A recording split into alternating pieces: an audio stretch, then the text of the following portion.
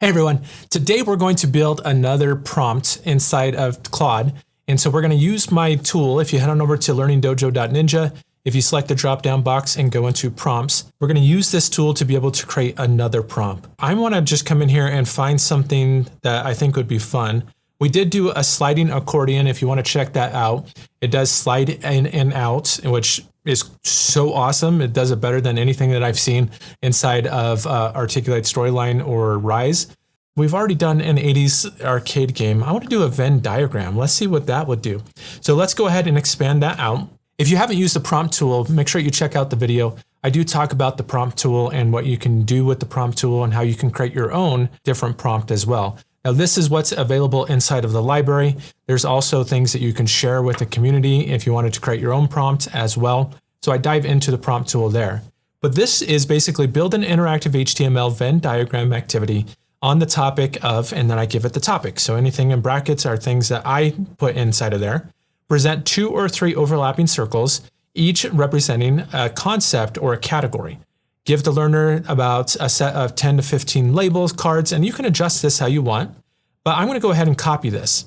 Now it will, because the topic is inside of brackets, it will prompt me to enter in the topic. So we're going to go ahead and say standards of conduct. I'm creating a course on standards of conduct, so I'm going to go ahead and copy that prompt. Now what I can do is come into Claude. So inside of Claude, you can come in, and let me expand this out. You can do this inside of a chat, a normal chat. You can do this inside of co-work if you wanted to, if you have like a folder that you wanted to keep working with. Or you can do this inside of code, which allows you to expand on and to add more files and other things like that. I do cover, I'm pointing to a lot of references of previous videos, but I've been doing this for years. So I do cover how to do Claude Code, but we're just going to stick with chat here. So I'm going to come in and add a new chat. And inside of there, all I have to do is go ahead and paste that in. Now, I'm not going to give it the option of 2 to 3. I'm basically going to say 3. So this is where I can adjust the prompt. Overlapping circles, each representing a concept, and give the learner a set of 10 to 15 label cards. Let's go ahead and just say 10.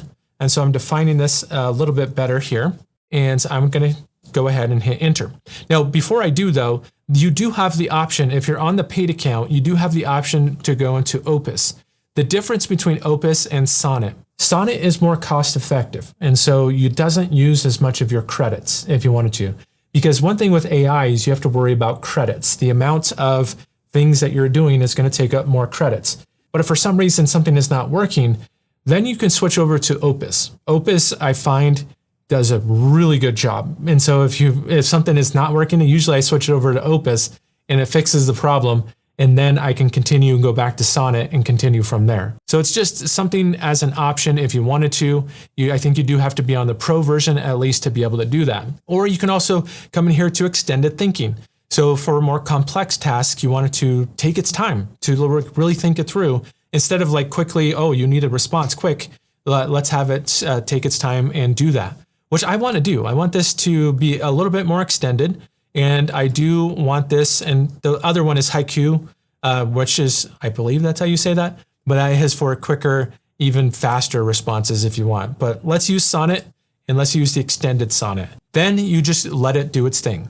One of the nice things about doing this inside of Claude compared to ChatGPT, especially on the desktop version, is I don't have to prompt it to use Canvas. If it recognizes that this is going to be an interaction, and especially because I've done this many times, it gets to know me, it knows that I want an HTML file and a single HTML file. And I can even set up a project to say that I always want it with this style. I always want it with these colors, things like that, which I again, cover in my other video. And I talk about projects to be able to dive in and set those instructions that I don't have to set every single time. So I could have gone into, while this is happening here, I could have gone into my projects and I could have I already kind of have that set up. But let's see what happens with just like this default prompt here. So I'm going to give it a moment to let it kind of generate, and then we'll come back and take a look at what it's done. All right, so that took a little bit of time. It's starting to generate my code now.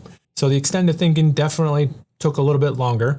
And it's still not completely done yet, but I think it wanted to think through things before it actually started to generate the code, which I appreciate. I'm glad that it's thinking through to create something a little bit more solid than just automatically spitting it out. So let's go ahead and just wait for this to finish here. So you can see it's starting to generate here. It does give me some things over on the left-hand side. So here's a Venn diagram, clean, fully interactive, ready to drop into Storyline or Rise. It knows me. It gets me, I guess. You can see here, legal obligations, statutes and regulations, workplace policy as well. And so it gives me a little bit of a description, but then on the left-hand side, it automatically shows this interactive thing. Now it does create some drag and drop. So I can't really click on the different parts of the Venn diagram. I may want to do that, but this is the interaction that it gives me where I can come in and I can take these different objects and I can drag and drop them into different parts. And so you can see this is the legal only. You can see that this kind of connects into all three, which is a pretty cool interaction. So it thought through that a little bit more. I was initially thinking, oh, you click on the different parts of the Venn diagram and then it shows like a modal, which I could do that. I can go back in and rework my prompt, but this is a pretty cool thing. And it might be in my original prompt of like drag and drop and so forth. But I can just come in here and check answers, and then it will give me correct, not placed, incorrect. And so it kind of walks me through some of that feedback. Now you may be asking yourself, that just came up with the content. How do I use my own content? Well, this is where you can use like an Excel document and have like what is right, what is wrong. And then you would have, or a Word document, and you feed that into the chat and you say, use this content. So you don't have to have AI generate the content for you. You can just have AI create the interaction for you. Now this is a little bit long, so I'm curious on how well it's going to play inside of Rise. Especially Storyline, because you're a little bit more limited on the height unless you create your project to be very tall. But let's go ahead and just see what it does. So I'm going to hit copy, and I can come back in here and I can adjust it to say, hey, go in and adjust the height to be this if I wanted to. But let's come into a page, and so let's add a block, and this is going to be our code block.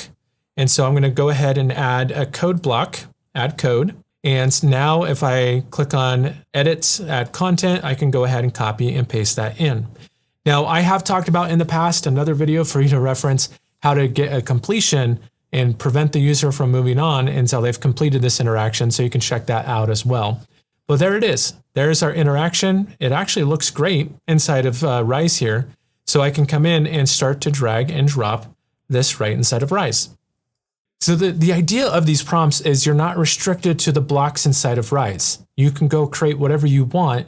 You can restrict them from moving on until they've completed the interaction, whatever interaction that you've created. But the prompts give you a starting point, give you an idea.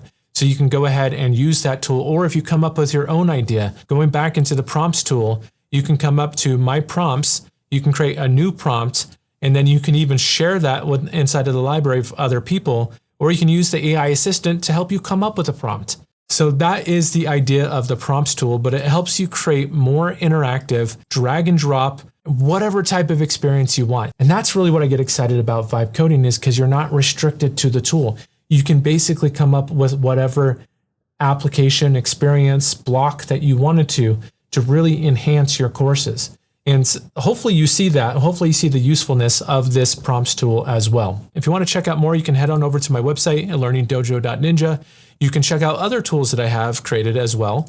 You can check out all my previous blog posts. And if you're signed in, you can bookmark those blog posts as well. You can check out full courses covering everything from A to Z. Like with vibe coding, I talk a lot more about vibe coding and creating these custom experiences. You can download sample files as well, or you can just join the community and get all of the different blog posts. This is a new platform for me, so I'm continuing to iterate to add more features to it as well. So I'm happy to, if you have any ideas, you can chat with me right inside of the community and say, hey, Jeff, it'd be nice if the community did this. I want to have like different chatbots and different things that will create a custom playlist for you inside of the blogs. And so there's a lot that's coming to this platform. So you make sure you, even if you don't purchase a course, just make sure you join the community. And so you get all the latest and greatest there, and go get the free tool as well. That's all I have for today. So thanks everyone. I'll see you next time.